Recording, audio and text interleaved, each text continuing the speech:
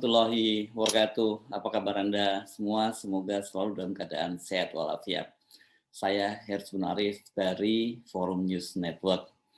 Walau menyatakan sudah menerima permintaan maaf dari anggota DPR RI fraksi PDIP, Effendi Simbolon, namun tampaknya Kepala Staf TNI Angkatan Darat Jenderal Dudung Abdurrahman itu sampai sekarang belum mau bertemu. Atau setidaknya untuk sementara waktu ini masih belum mau bertemu dengan Effendi Simbolon. Sinyal penolakan itu disampaikan oleh Kepala Staf TNI Angkatan Darat Jenderal Dudung Abdurrahman ketika dia menggelar jumpa pers di Mabes TNI Angkatan Darat hari Kamis 15 September kemarin. HP saya belum ada SMS, belum ada telepon, itu kata Jenderal Dudung. Dudung menegaskan dia itu tidak bermasalah untuk bertemu dengan Effendi Simbolon. Dudung juga menyatakan bahwa Effendi Simbolon itu dapat menemuinya kapan saja. Karena apa? Karena dia mengenal baik Effendi Simbolon, bahkan mertua dari Pak Dudung, yakni almarhum Mayor Jenderal TNI Purnawirawan Khalid Ghazali itu juga kenal baik dengan sosok politikus PDIP itu. Karena Mayor Jenderal TNI Khalid Ghazali itu dulu pernah aktif di Baitul Muslimin Indonesia. Ini salah satu organ keagamaan dari PDIP. Kalau Pak Effendi Simbolon mau ke sini silahkan. Saya kenal baik dengan Pak Effendi. Kan temannya mertua saya itu, teman dekat saya, kata Pak Dudung. Manusia itu tidak terlepas dari kekhilafan, kesalahan. Ini menjadi pelajaran bagi kita semua untuk tidak mudah menyampaikan pendapat atau perkataan yang tidak didasari data dan fakta yang akurat. Pernyataan Dudung tadi, kalau kita simak itu sangat diplomatis ya. Dia mengaku memaafkan, tapi dia sesungguhnya belum sepenuhnya lega gitu perasaannya ya. Sehingga dia belum mau bertemu dengan dalih, dia belum menerima SMS atau telepon dari Effendi Simbolon. Padahal sesungguhnya tak lama setelah peristiwa ancaman dari para prajurit itu bermunculan terhadap Effendi Simbolon, itu Effendi Simbolon langsung mengontak Panglima TNI Jenderal Andika Perkasa dan juga Jenderal TNI Dudung Abdurrahman. Pada waktu itu Panglima TNI Jenderal Andika langsung merespon. Ini kalau nggak salah hari Senin kemarin ini dia me-WA kedua jenderal ini. Andika, kata Effendi Simbolon, sudah menerimanya itu pada hari Selasa tanggal 13 September 2022 di kantornya. Dan Andika, sebagaimana dikatakan oleh Effendi Simbolon, juga sudah menerima permintaan maaf. Dan tapi dia untuk lebih lanjut, dia meminta agar media langsung menanyakan kepada Jenderal TNI Andika Perkasa. Sementara tadi Dudung itu sampai hari Kamis kemarin mengaku belum menerima SMS maupun telepon. Padahal ini kepada wartawan ketika menggelar jumpa pers menyatakan permintaan maafnya ini didampingi oleh Ketua Fraksi PDIP Utut Adianto itu Effendi Simbolon menunjukkan dia sudah mengontak Jenderal Dudung via WA. Effendi bahkan menunjukkan layar HP-nya kepada media bahwa dia sudah mengirimkan kepada Dudung. Nah, tapi kelihatannya itu memang pesannya itu baru checklist 1.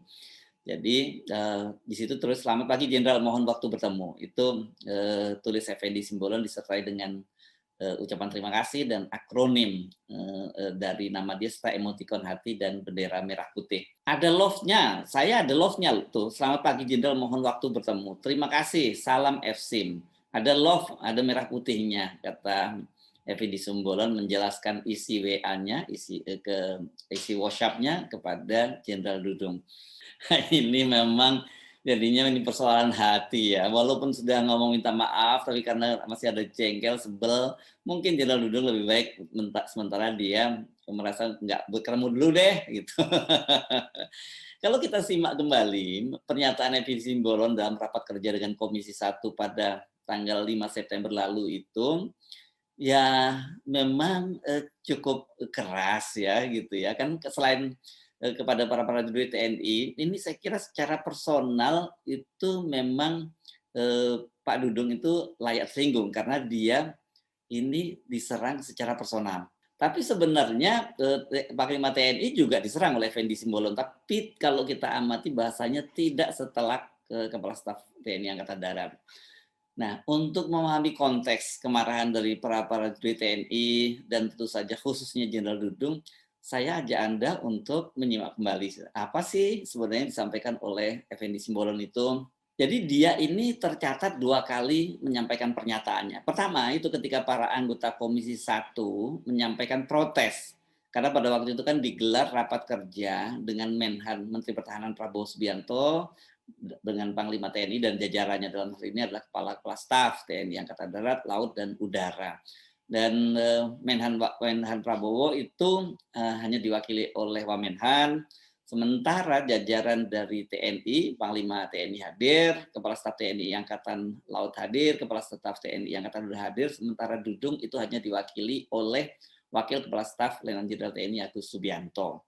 Pada waktu itu Dudung, seperti dijelaskan oleh Wakasat, itu sedang menginspeksi pasukan yang akan diberangkatkan ke Papua.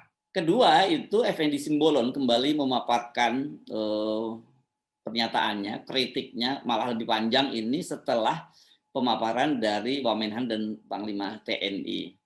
Nah, saya ajak Anda mengikuti yang pertama ini. Ini pernyataan Effendi Simbolon yang pertama ini ya, yang ketika anggota DPR meributkan tidak hadirnya Dudung dan Menhan Prabowo Subianto. Kita hadirkan Kepala Staf Angkatan Darat, hadirkan Panglima TNI, Kepala Staf, untuk membahas. Kami banyak sekali di temuan-temuan ini.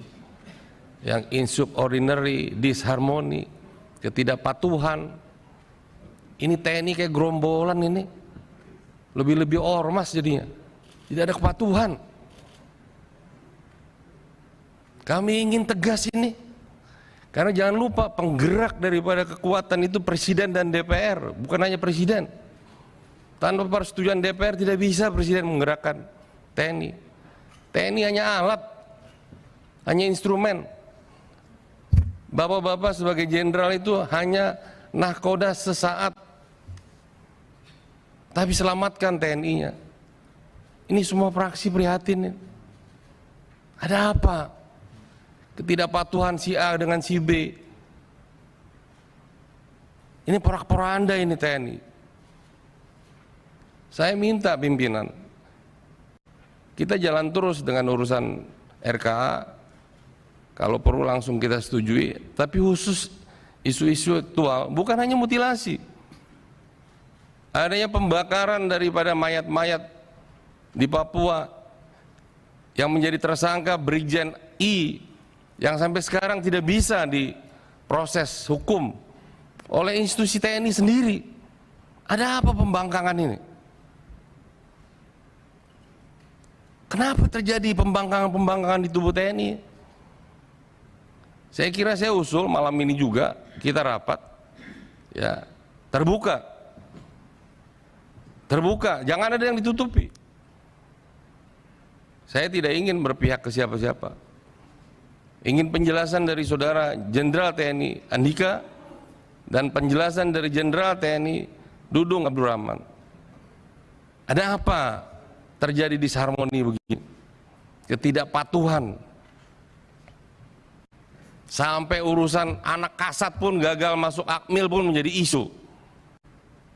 Emangnya kalau anak kasat kenapa? Emang harus masuk? Emang kalau anak presiden harus masuk? Siapa bilang itu? Ketentuan apa? Ini kita harus tegas, Pak. Saya lebih tua dari bapak-bapak semua. Saya berhak bicara di sini. Jangan seperti ini. Kalau ketentuan mengatakan tidak, ya tidak. Tidak ada diskresi. Apa diskresi begitu? Oh, anak saya, kenapa urusannya emang kalau anakmu?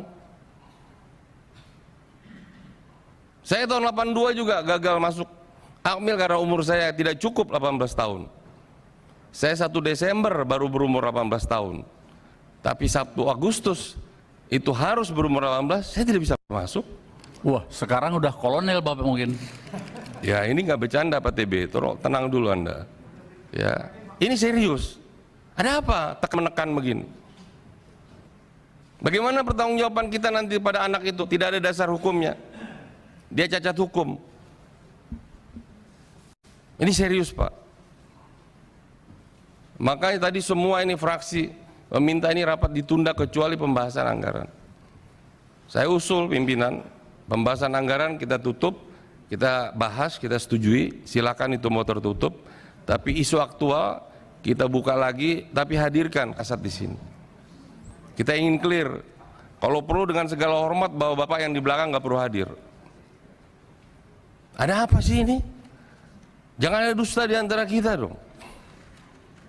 Masa setiap ada panglima, dari ke panglima ke Kasat begitu terus? Dari zaman Pak Muldoko ini.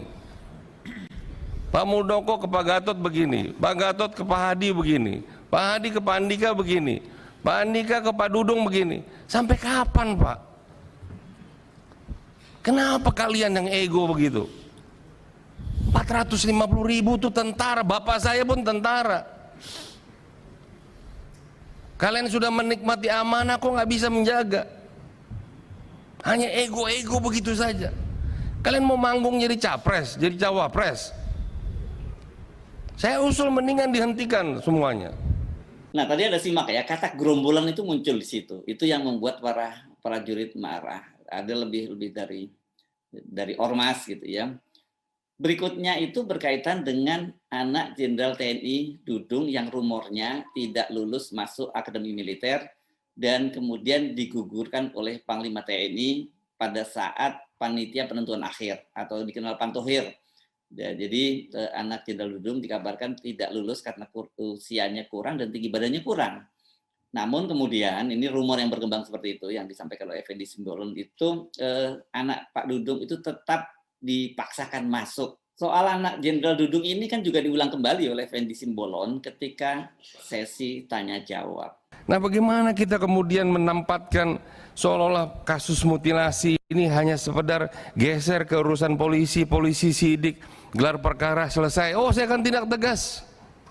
Presiden mendukung Panglima TNI untuk membantu. Pak, that's not point, Pak. Bukan itu poinnya, Pak. Bapak matikan pun yang 6 itu nggak ada gunanya itu, Pak. Tapi telisik ke belakang, Pak. Ada apa sih, Pak? Tentara yang milsuknya Amerika aja, yang perang di wilayah operasi Afghanistan juga nggak sebarbar itu, Pak. Kok masih ada tahun 2022 seperti itu? Ya wajar kalau mereka kemudian menjadikan ini isu. Presiden melintasi titik di mana korban di situ ada 4 orang dimutilasi di ruang jenazah di rumah sakit itu. Kemudian tidak ada sentuhan apapun. Bahkan Panglima pun ada di situ. Pangkogap Wilhan 3 ada di situ. Pangdam ada di situ. Bahkan sampai sertijabnya pun ditunda hanya untuk PAM itu. Tapi kok tidak ada yang mengingatkan Presiden untuk mampir ke situ, Pak. Sayang sekali, Pak. Itu luar biasa mutilasi. Dan saya yakin tidak berhenti sampai sini, Pak. Kita tahu seorang berwarga negara Amerika bisa merubuhkan Donald Trump, Pak. Nah, saya melihat kejadian ini sering terjadi, Pak. Seminggu sesudah itu terjadi lagi. Bahkan berapa bulan sebelumnya seorang kolonel yang jelas-jelas ada 2 sejoli yang dalam tanda petik masih punya kesempatan untuk hidup, kok malah dibuang. Pak, ada apa, Pak, di TNI kita, Pak? Apakah kita, mohon maaf, apakah kita sudah ada kecenderungan kita semuanya jadi psikopat, Pak? Ada apa? Ada kegelisahan apa di internal kita, Pak? Nah ini, Pak, jadi saya melihat, mohon maaf, saya lebih mereportase ya, Pak. Saya tidak menjudge kiri kanan, saya tidak berpihak kiri kanan, tapi saya mereportase suara yang kami lihat, kami dengar. Apakah ini salah satu pengaruh dari disharmoninya Panglima TNI Jenderal Andika dengan Kepala Staf Angkatan Darat Jenderal Dudung Abdurrahman? Saya mohon Panglima tertinggi kita, Presiden, memimpin langsung Rapim TNI, Pak, khusus tidak perlu Polri. Dan jangan hanya membuka, pimpin dari awal sampai akhir. Biar kita kembali ke kitohnya, Pak, TNI ini, Pak. Dari pintu masuk kasus mutilasi ini, Pak, Saya tidak ingin menunggangi kasus ini. Hormat saya, korban mereka jangan pernah kita langsung suzon bahwa mereka adalah kaki tangan apapun KKB, belum tentu Pak. Belum tentu mereka yang nuduh itu malah jangan-jangan KKB Pak. Dengan mudah mereka, oh iya dia karena KKB makanya kami mutilasi. Pak, di televisi, media online, media mainstream itu isunya hanya mutilasi Pak. Nggak ada disebut transaksi senjata, amunisi. Kalau itu semua terbuka Pak, berarti ada yang salah dengan pembinaan Pak. Unsur dari Bintara, Tamtama, sampai perwira bahkan ke Pati Bapak. Saatnya Pak, Bapak retreat Pak. Please Pak, saya sebagai anak prajurit, saya anak kolong, saya mohon dengan sangat. Kita tidak tahu Pak, apakah Bapak akan diperpanjang oleh Presiden, itu dia punya diskresi juga Pak. Diskresi Presiden bisa diperpanjang, namanya PDK Pak, perpanjangan dinas keprajuritan. Kalau tadi Anda menyimak pernyataan Effendi yang disasar itu secara personal memang kelihatan sekali ya, terutama urusan keluarga itu adalah anaknya Jenderal Dudung. Jadi wajar kalau dampaknya memang cukup dalam ya kepada Jenderal Dudung. Walaupun sesungguhnya Effendi Simbolon itu juga memberi penilaian kepada Andika, penilaian kritik bahwa dinilai bahwa Andika itu sebagai panglima dia tidak cukup tegas. Gitu. Tadi dia menyatakan kalau saya lapor saja Presiden, take it or leave it gitu ya, biar heboh kata dia gitu. Namun jelas ya beda sekali impresinya atau apanya yang dampaknya kepada Dudung yang sangat personal. Itu saya kira menjelaskan mengapa Panglima TNI bisa segera menyambut permintaan maaf dan kemudian permintaan bertemu dan kemudian juga diikuti dengan permintaan maaf dari Effendi Simbolon. Sementara Dudung itu tampaknya masih merasa perlu untuk menata hatinya lebih dulu sebelum bertemu dengan Simbolon. Jadi ini saya kira soal waktu ya. Dampak dari kemarahan prajurit dan juga kemarahan Dudung kepada Effendi Simbolon ini ya memang cukup serius. Effendi Simbolon mengaku keselamatan dia dan keluarganya terancam. Dia ancaman nyawa dan keluarga semua katanya kepada wartawan waktu jumpa pers itu ya. Ancaman prajurit itu memang tidak main-main dan tersebar luas di media sosial. Hei, kau Effendi Simbolon, anggota Dewan Komisi 1 DPR RI. Saya, Kopral. Saya tidak terima TNI dibilang seperti gerombolan. Saya minta kamu segera minta maaf secara terbuka kepada TNI. Kalau kamu tidak minta maaf, sampai dimanapun, kamu akan saya cari sampai di ujung dunia. Nih, Kopral Dua Arif. Hei, Effendi Simbolon, saya Yandim 0709 Kemudian. Kamu tidak menghormati pimpinan kami, Panglima TNI Kepala Staf Angkatan Darat. Kamu tidak menghormati, bahkan menyampaikan bahwa TNI tidak solid, dan juga mengatakan bahwa TNI seperti gerombolan, lebih baik daripada ormas. Saya selaku prajurit TNI AD tidak menerima ucapan Bapak Effendi Simbolon. Hai Effendi Simbolon, apa maksud saudara mengatakan TNI seperti gerombolan, lebih-lebih dari ormas? Kami tidak terima. Jangan adu domba TNI. TNI tetap solid. Kami tunggu klarifikasi Anda. Bravo TNI. Dan ancaman ini kemudian menjadi lebih serius ketika ada sebuah video yang bocor ya. Dudung ternyata itu memobilisasi agar prajurit terutama prajurit TNI terutama perwira menengah dan perwira tingginya untuk bergerak. Dia mempersoalkan mengapa hanya kalangan prajurit yang bergerak. Kehormatan kita, kok diinjak-injak sama dia? Karena saya tahu juga dia dapat angin masalahnya, sehingga kita duduk semua diam. Ke depan nggak ada lagi orang-orang seperti itu. Saya sudah diajarin apa yang harus saya sampaikan di media. Ya jangan salahkan nanti prajurit kita ngamuk gitu loh. Prajurit kita ini sekarang di kelompok, di grup Tamtama saja udah ngebut orang, sudah panas. Ya, kelompok Bintara sudah marah. Kok kita kelompok perwira santai-santai saja itu. Nggak ada selet pangdam yang bergerak sedikit pun. Apa takut jabatannya dilepas atau gimana? Dan Pem, dan Din juga saya lihat santai aja meninabobokan jabatannya. Jangan terbiasa seperti itu, saya minta. Ya, silakan kalian tergerak, berdayakan itu KPPI dan segala macam untuk tidak menerima penyampaian di sini. Masif, lakukan, nggak usah ada yang takut. Ya, nggak usah takut kalian dicopot dan segala macam. Saya tanggung jawab. Nah, saya minta ini buktikan, ya. Jangan kemudian diam saja. Takut, pangkat dan jabatannya dicopot. Kalian sudah bisa lihat buktikan apa yang saya lakukan di Kodam Jaya. Ya, pangkat dan jabatan itu Gusti Allah itu, Tuhan yang ngatur, bukan siapapun. Ya, bukan siapapun. Jadi nggak usah takut. Kalau harga diri, kehormatan sudah diinjak-injak, kok kita diam saja? Saya tidak lihat ada letkol, kolonel ngomong. Bintang 1, bintang 2 ngomong bergejolak gitu loh. Tidak ada yang saya lihat itu.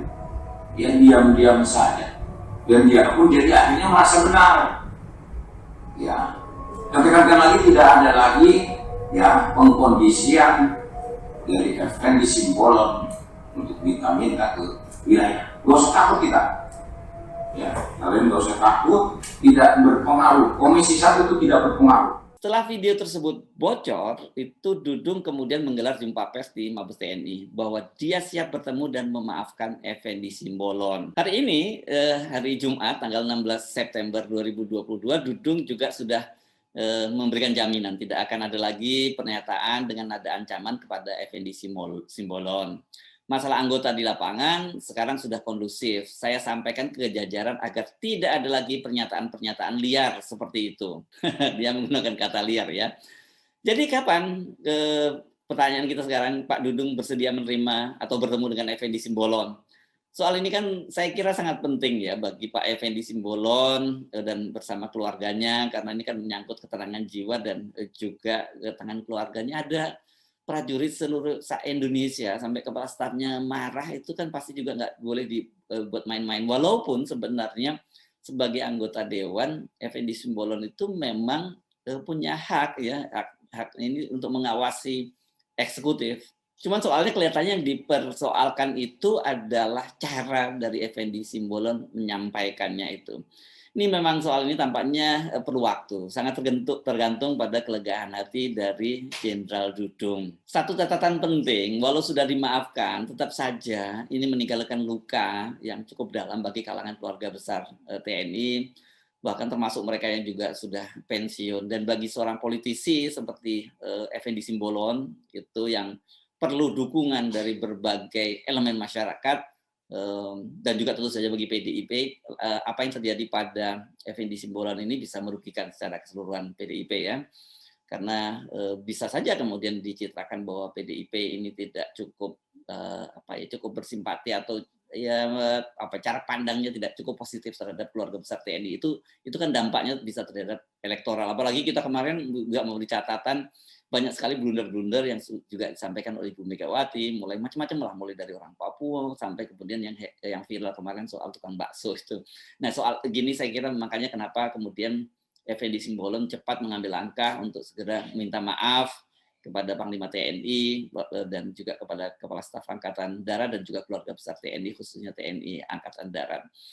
Saya Sumno Arif dari Forum News Network. Sampai jumpa lagi. Wassalamualaikum warahmatullahi wabarakatuh.